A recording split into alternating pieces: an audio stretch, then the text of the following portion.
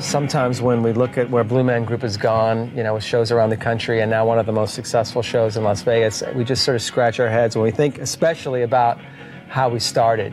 Basically just, the three of us saying, why don't we get bald and blue and do stuff.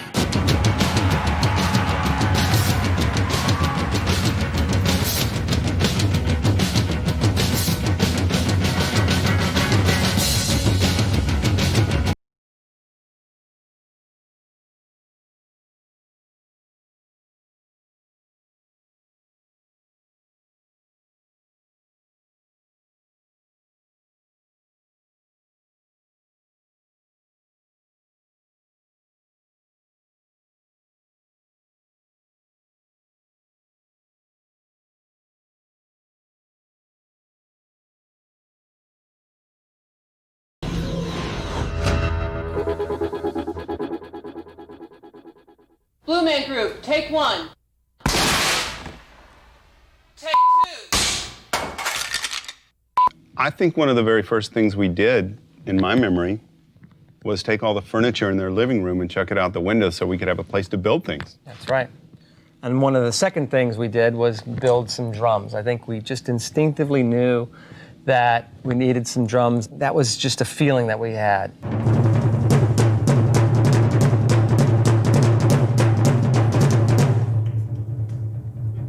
We knew we wanted to have an element of the show that was primal and tribal, but we wanted to also reference our frustration with the fact that we wanted to do something creative and artistic, but we weren't really like painters or fine arts visual artists in that way. So we thought, how can you be a drummer, basically, because that's what we were. How can you be a drummer and be creative and artistic? Well, it turns out the Blue Man character showed us the way.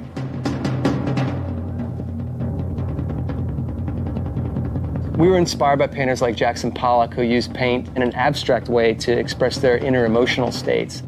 We learned that we could use paint while making music in a similar way.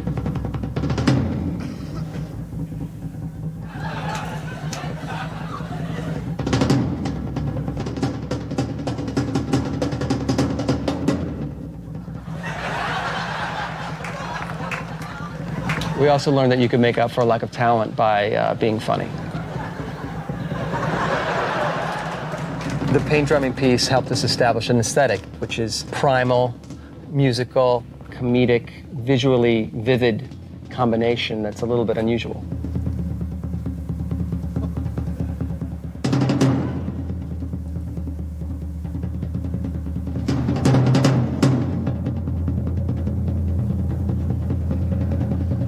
And underneath it all, the Blue Man character has this desire to create, whether it's to make something or express something or to transform something. It's a creative moment. It's a simple, creative moment.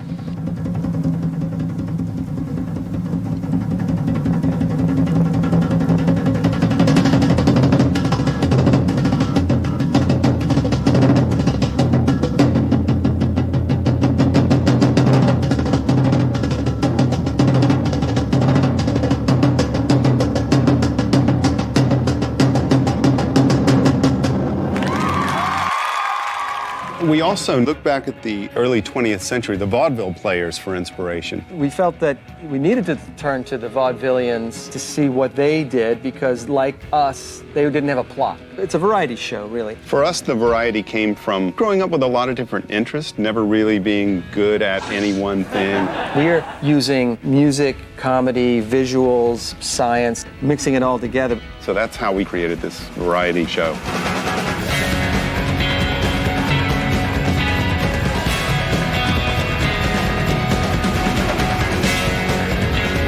The master of vaudevillians once said, to really capture an audience right from the beginning, you, the performer, have to do something that no one in the audience can do.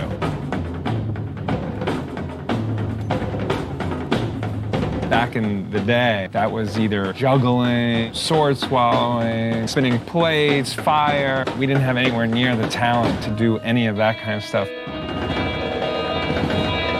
But we could catch things in our mouths.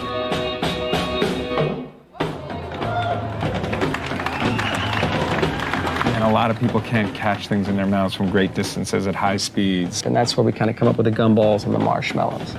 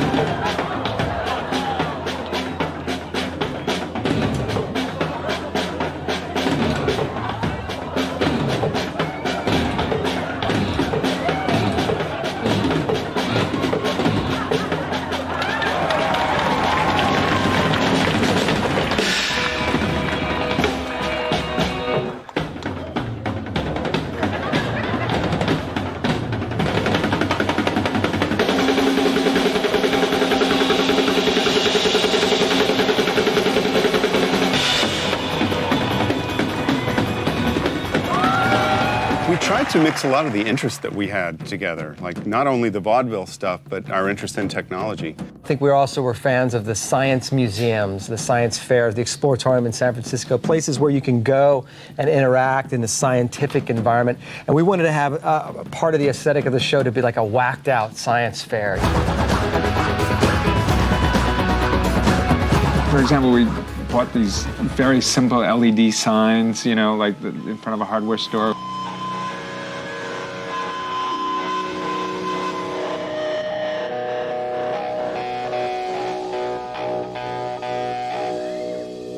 We programmed them and they became a centerpiece to the whole show.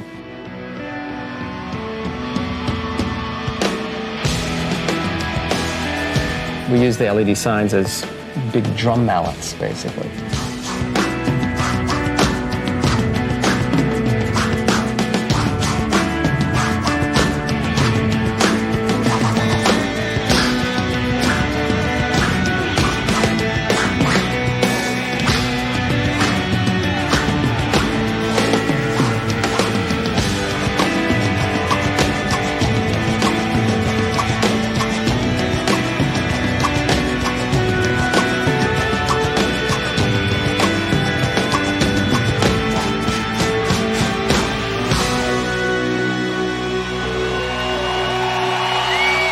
So we have some elements that are kind of high tech. We have some kind of elements that are medium tech, all the way down to low tech. Right now, there is a virtually invisible network which links together millions of people who would otherwise be completely isolated from each other. This exciting technology has grown to become an incredibly complex web of connections that is so large and difficult to track that it would be practically impossible to estimate its total size. And even though most of us live alone in urban isolation, this system represents one of the few ways all of our lives are intertwined. This system is modern plumbing. We loved melody. And so the challenge was, how do we as percussionists get melody out of our drums? And that's when we got the idea to play pipes of different lengths. We're in Canal Rubber in Manhattan, and we started talking to each other through the tubes. And then started hitting them and noticing that they had a different tone and different note. We sort of just went from there. And it fits into the pattern of Blue Man taking something that we take for granted, something mundane, something we don't even pay attention to. Blue Man turning it into something that the Blue Man can express his emotions through.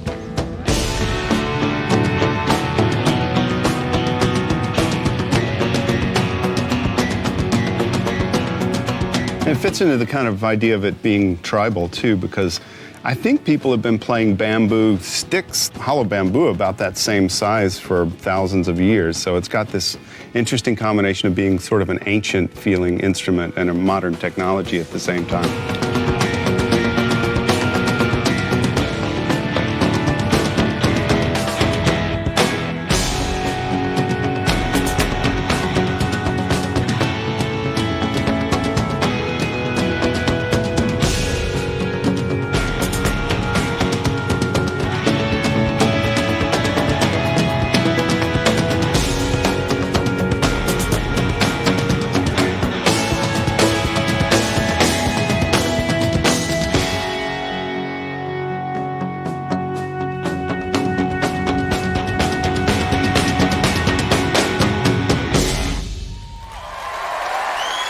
I think the Blue Man has taught us not to be afraid to break the rules and twist things around a little bit.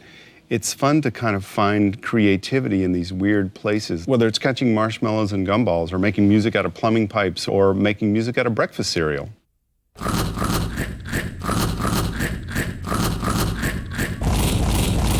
Those signature pieces became the core of our shows in New York and then Boston and Chicago. And then we took on sort of our biggest project up until then, which was the Vegas show.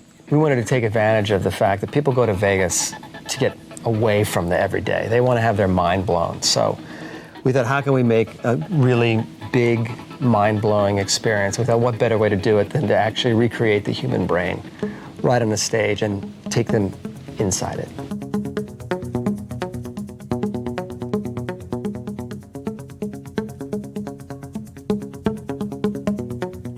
Each of your eyes has over 3 million photoreceptors called rods and cones. These receptors convert light into electrochemical signals that travel through the optic nerve and into the brain. Here, these signals trigger the neurological process scientists call the Hello-X shiznit that happens inside your bristle.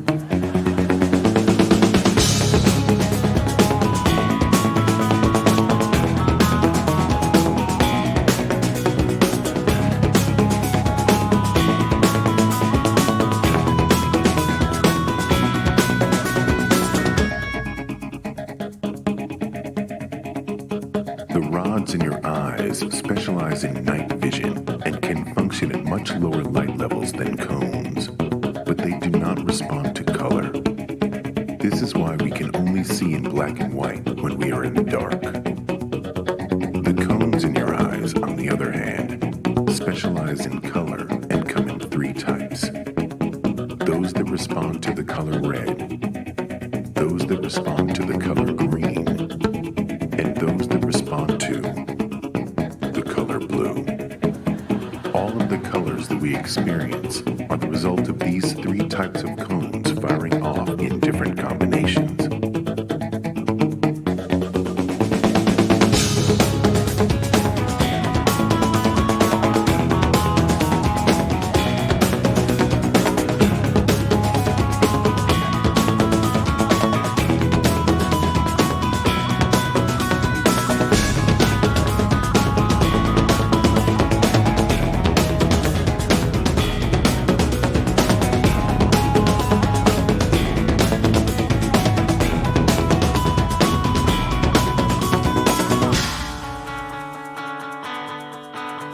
When you look at something, the rods and cones in your eyes fire in rapid succession.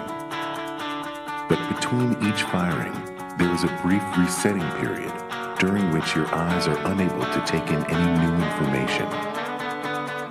Your brain covers up these microscopic moments of blindness with lingering after images which help make your vision appear to be fluid and uninterrupted, even though it is not. This phenomenon, known as persistence of vision, is the unique physiological quirk that makes the illusion of animation possible. The dark spaces between each still frame of animation literally sneak by while your eyes are not looking.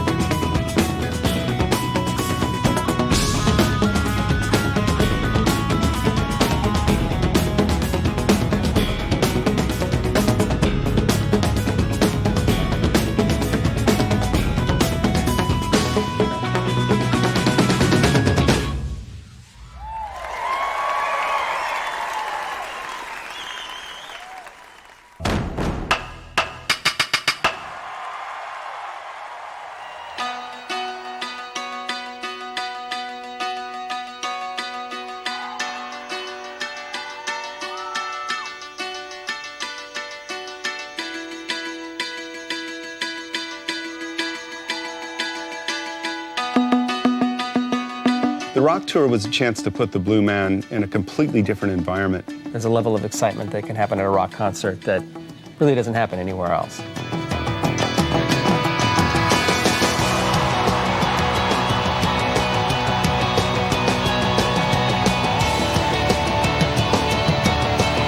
Now, the rock tour is a completely different show than the theatrical productions. It starts with the premise that the Blue Men kind of come across this rock concert manual. It's kind of a manual that takes you step by step about what you're supposed to do at a rock concert. Except the twist is that the manual somehow has a few slightly incorrect things in it. Plus, the Blue Man, their unique interpretation of the manual kind of takes it to a kind of twisted result. Thank you for purchasing the Rock Concert Instruction Manual. Now you can join the thousands of other satisfied rock stars who have used these helpful guidelines to create the perfect rock concert experience. Before we begin, here are a few warm-up exercises. Start by loosening your pelvis. The pelvis has a rich tradition of movement throughout rock history. You will need to find the pelvis movement that is right for you. Here's a rhythm for you to move your pelvis to. Now expand your movement exploration to include the rest of your body. As you move to the beat, you should begin to develop a repertoire of choreographed dance moves that you can use during your performance. Using choreographed dance moves is one of the best ways to deflect attention away from shortcomings in other areas, such as singing or instrument playing. The rock concert tour is kind of a spoof of a rock concert. But we wanted to make it like a great rock concert experience at the same time.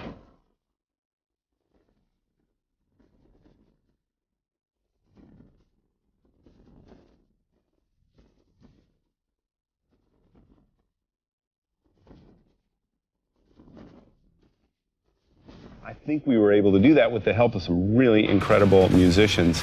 And also, we were able to work with some great vocalists on the tour. Growing up, we were influenced by the bands that kind of went the extra mile with the visual element. We were really looking forward to having a chance to kind of try to do our twist on the rock concert visual experience.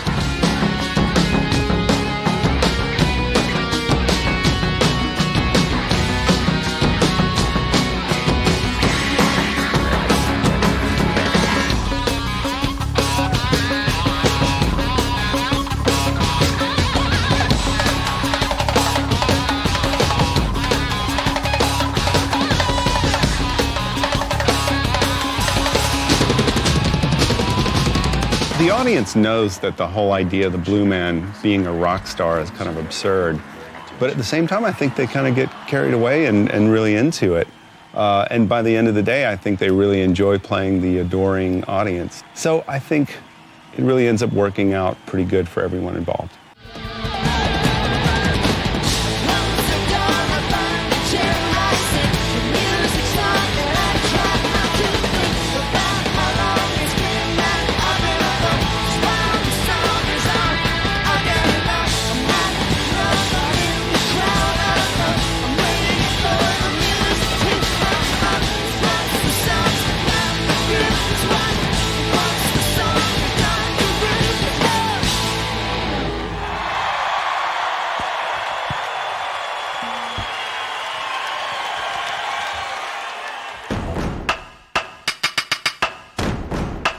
It is easy to misunderstand the Blue Man a little bit. Sometimes when you come in and you see him, it can look a little intimidating or different. The Blue Man is different. Serious. He can look a little serious, doesn't speak. You know, there's not a lot of big facial expressions. You can look at the Blue Man and not be sure, you know, is he friendly? How does it work?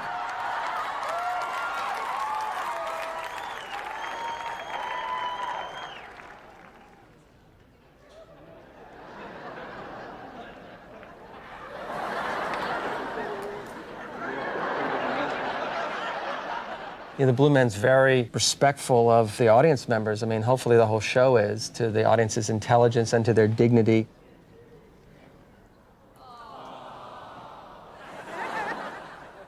So that's been something we've actually learned from spending time with this character, trying to treat each other respectfully.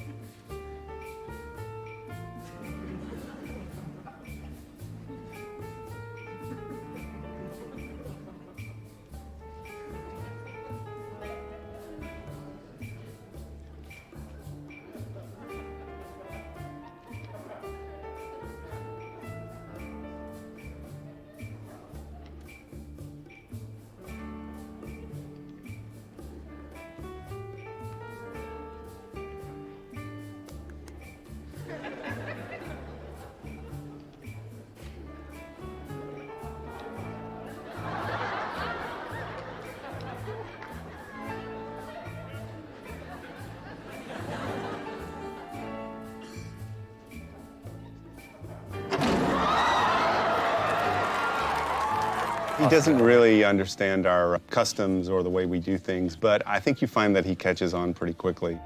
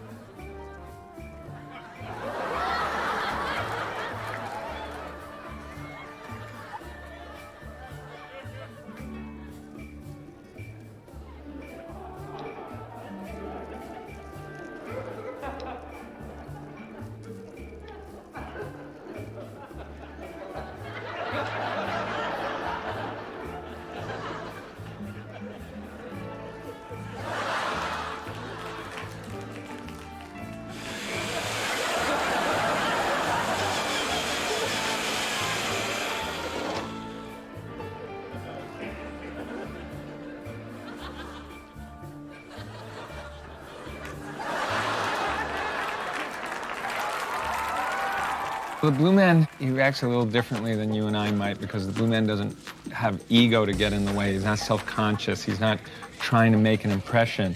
He just is.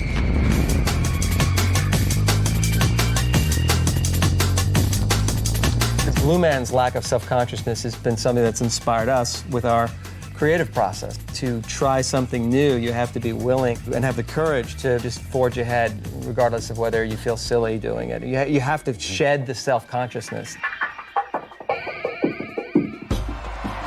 The Blue Men are consummate collaborators. They work together to solve a problem, and a classic example is a piece that we call Drum Bone.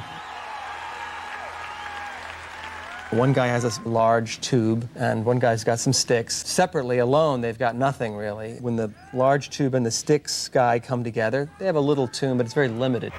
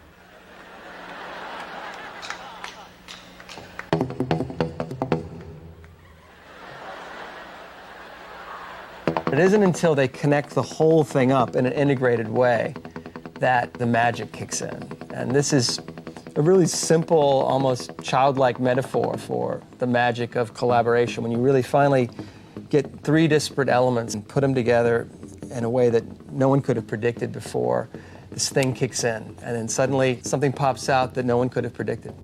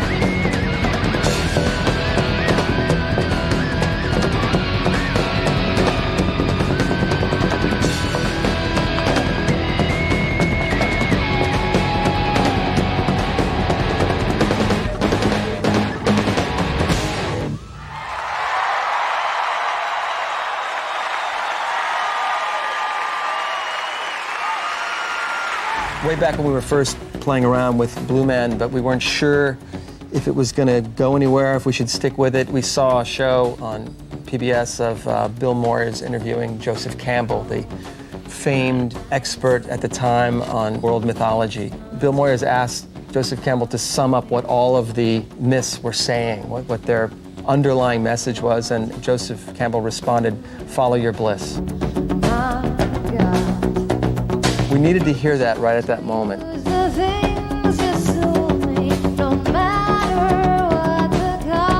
There's a recurring image in our work, and that's blue men or other people trying to get up to the roof of buildings. And this is kind of our metaphor for people trying to follow their bliss.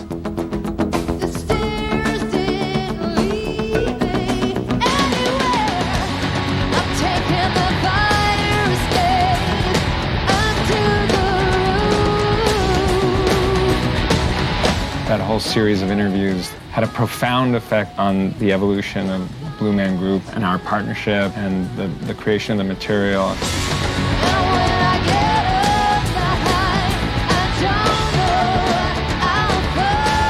I think one thing Joseph Campbell always seemed to say was that stories have to get told in new ways for each generation, and I think that really encouraged us to think, how can we create a new form? How can we create something that we haven't seen before? Let's be relentless in the pursuit of trying to find imagery that we just haven't seen anywhere.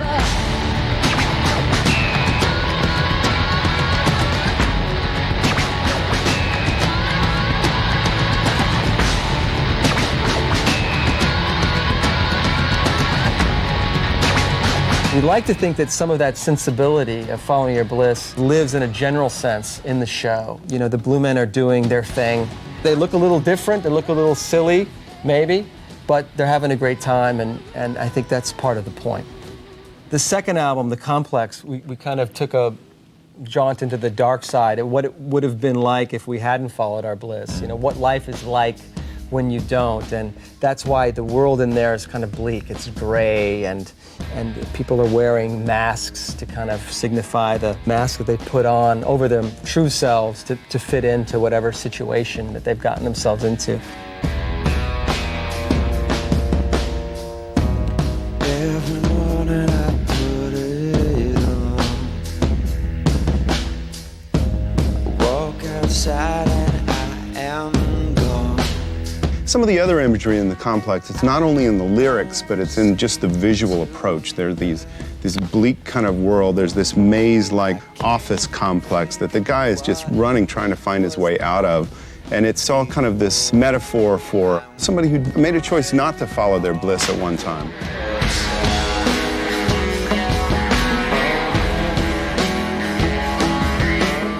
There's a scene of just exasperation, this guy trying to remove all these layers, and he just can't even get there. And I can't seem to find bottom of the stack. I might just lose my mind. Never get it back, but at least I'll catch. A lot of people think that we're putting on a mask when we get into the Blue Man character, but in fact, we think of it as stripping off the mask. We've stripped off the features that people identify as themselves. It's really the most vulnerable of an individual's humanity that at that point is coming out.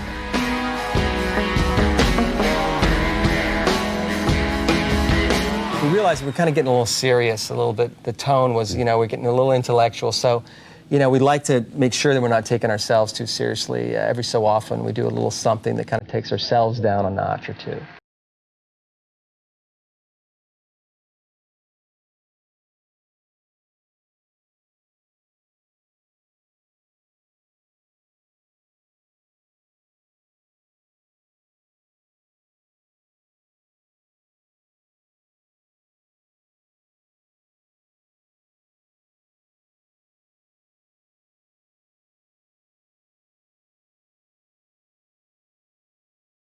If you're really doing what you love, then the process is the reward. It's not about the achievement markers that are along the way. It's about what you're doing on a day-to-day basis.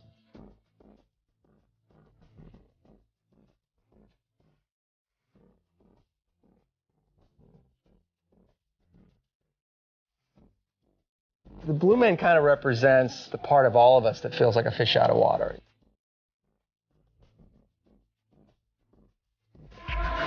There's some place, no matter how well we fit in, no matter what kind of mask of acculturation we put together, there's a part deep down that feels like an outsider.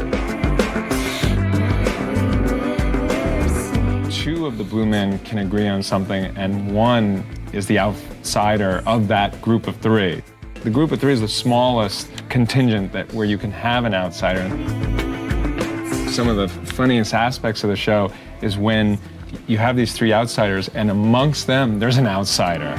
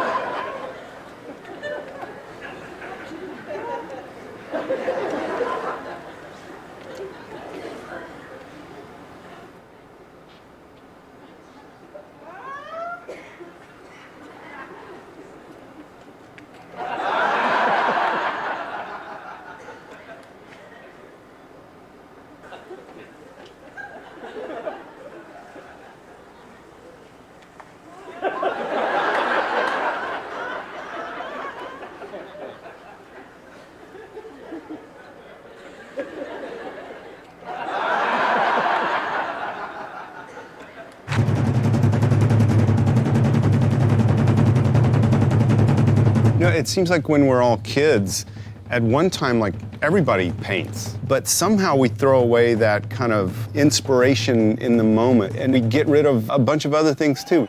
We tend to think that the part of ourselves that feels different should be hidden. I mean, covered up. And I think what the Blue Man message is that, you know, do not hide that, because that part of you is the key to, you know, one's individuality, but also like letting it out lets all this creativity out. You know, having the courage to expose that part of yourself. When we drum on the paint, the vibrant color is a way of expressing the vibrance that happens when you let your outsider come out.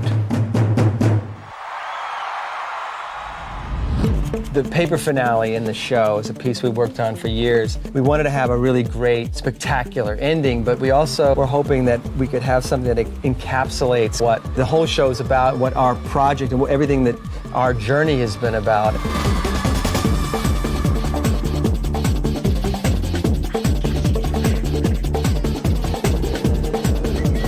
The paper finale is something that's sort of indescribable. It's something you have to experience. There's all this recycled paper, there's strobe, there's blacklight, it's sensory overload. The entire audience is connected by the paper. That's completely different every night. It completely depends on who's in the audience, how you're moving the paper, how it's coming down. Everyone is touching a piece of this streamer paper.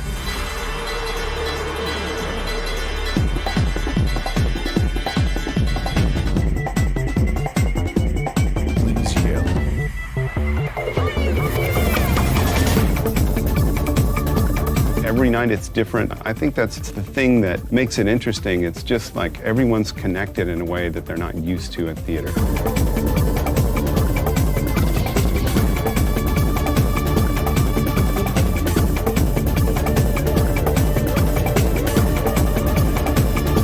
You can see that what it's saying is that if you're willing to be a little wild, just gonna kind of get beyond your self-consciousness, have a little bit of courage, and you're willing to unleash the power of collaboration, because it takes everyone in the audience to do that, then you'll be able to create something that's beyond your wildest dreams. And that's really what happened to us.